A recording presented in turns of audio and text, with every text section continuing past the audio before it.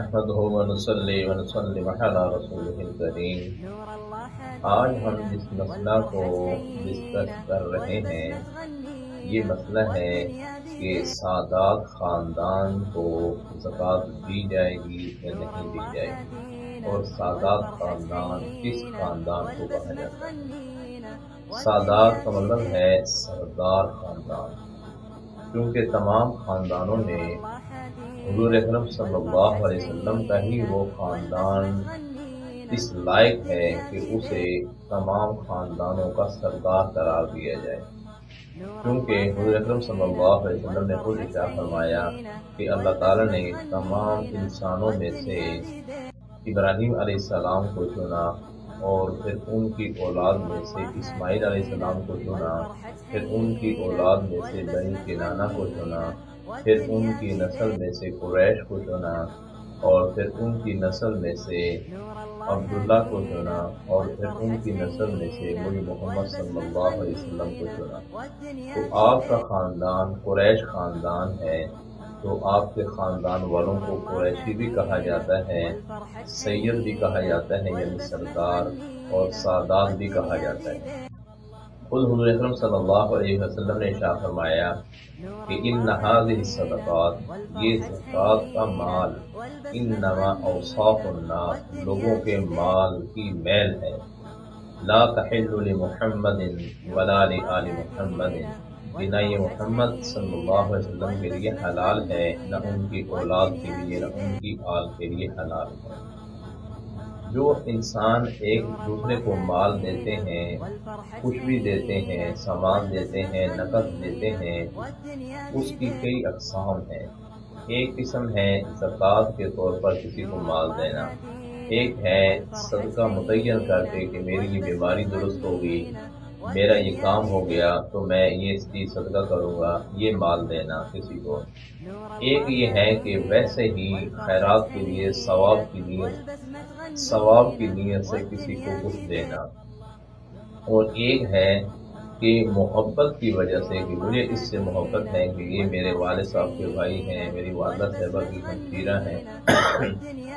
یہ شخص میری برادری کے بڑے ہیں، یہ اہل علم میں سے ہیں، یہ مولانا صاحب ہیں، یہ فلاں میرے فین ہیں، تو یہ اس شخص کو اس وجہ سے تحفہ دینا کہ یہ مجھے اس سے محبت ہے، ایک یہ مال دینے کی نوعیت ہے۔ ان تمام صورتوں میں سے سب سے اعلیٰ صورت وہ ہے تحفہ دینا، ہدیہ دینا، اور جو سب سے گھٹیا ہے مال لینے کے اعتبار سے، جو بندے لیتے ہیں ان کے لیے گھٹیا ہونے کے اعتبار سے زکوٰۃ کا مال ہے، کیونکہ وہ تو بندوں کی مجبوری ہے، حکم ہے کہ تم نے زکوٰۃ دینی ہے ورنہ تم سے حساب ہوگا، تو لوگ نہ چاہتے ہوئے بھی دیں گے، لیکن جو دل کی خوشی کے ساتھ دیا جاتا ہے وہ لینے کے اعتبار سے مال سب سے اچھا ہے۔ اس لیے حضور صلی اللہ علیہ وسلم نے ارشاد فرمایا کہ یہ صدقات، یہ زکوٰۃ کا مال، یہ لوگوں کے مال کی میل ہے، یہ ہمارے لیے جائز نہیں، اور نہ خود آپ کبھی دیتے تھے صدقات خیرات، نہ اپنی اولاد کے لیے پسند کرتے، حتیٰ کہ اپنے غلاموں کے لیے بھی پسند نہ کرتے۔ اب اس کا یہ مطلب نہیں ہے کہ کوئی سادات خاندان، قریشی خاندان، سید خاندان کے لوگ اگر تو وہ مستحق ہیں اور وہ مالی طور پر کمزور ہیں تو ان کی مدد ہی نہ کی جائے، ان کو صدقہ ہی نہ دیا جائے، نہیں، بلکہ ان کو صدقات اور ان کو زکوٰۃ کے علاوہ تحفے کے طور پر مال اور سامان دیا جائے، کیونکہ یہ خاندان اس لائق ہے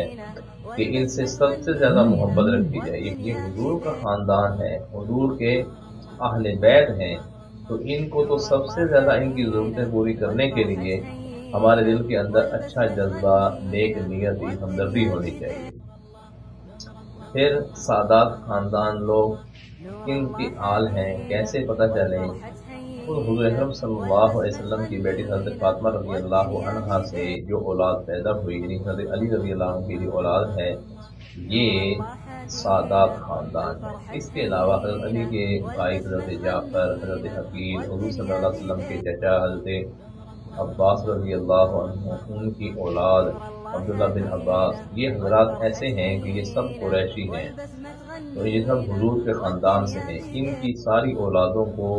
سید کہا جاتا ہے، قریشی کہا جاتا ہے، لیکن یہ بھی ضروری ہے کہ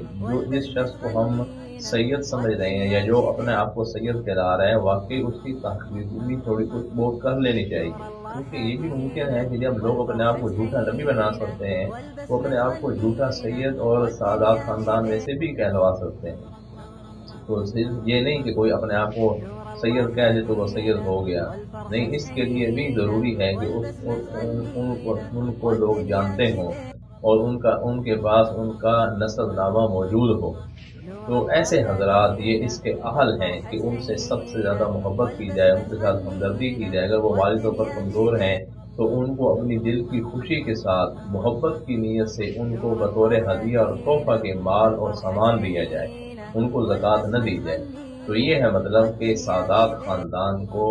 زکوٰۃ نہیں دی جائے گی، اور اس کی یہی وجہ ہے جو ہم نے آپ کے سامنے بیان کی، لیکن اس کا ہرگز مطلب نہیں ہے کہ ان کو اکیلا چھوڑ دیا جائے۔ حضور صلی اللہ علیہ وسلم نے ایک دفعہ غدیر خم کے موقع پر ارشاد فرمایا کہ میں تمہارے درمیان دو چیزیں چھوڑ کے جا رہا ہوں، ایک قرآن مجید اور ایک اپنے اہل بیت۔